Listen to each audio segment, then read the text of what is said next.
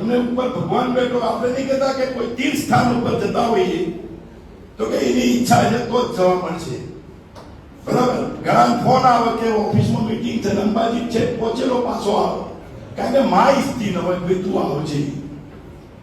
અને ઘણા મીટિંગમાં બેઠો હોય તોય માં બોલાવે તો એ પહોંચી જાય, અને એના તો એના ઉંમરે શીશ ઝુકાવે, કારણ કે આપણે કહીએ કે એની ઈચ્છા છે. સાહેબ આયા ઉપરવાળાની ઈચ્છા છે. હું તો એવું કહું છું, નરેન્દ્રભાઈએ કોઈ જગ્યાએ સરોવરનું નામ એમની માનું નહીં આપ્યું, આપણે આપ્યું. એટલે આ ભગવાને આપણને સુધાર્યા છે.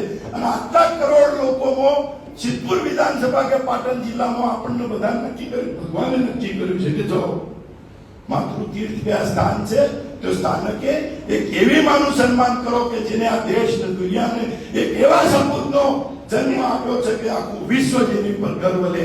અને એટલા માટે આપણે સિદ્ધપુરમાં હીરાબા સરોવરનું નિર્માણ કર્યું છે. એ તમારા અને મારા આપણી હયાતીમાં સાહેબના આપણા યશસ્વી મુખ્યમંત્રી ભૂપેન્દ્રભાઈની ઉપસ્થિતિમાં એનું લોકાર્પણ કરવામાં આવ્યું.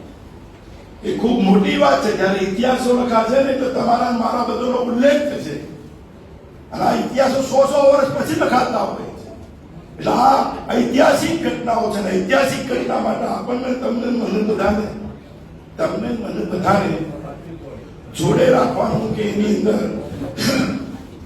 સામેલ કરવા માટેનું જે પુણ્યનું કામ આપણને ભાગમાં આવ્યું છે, તો એનું એક કોઈ કારણ હોય તો એનું નામ છે બળવંતસિંહજી રાજપૂત સાહેબ. મને એવું લાગે છે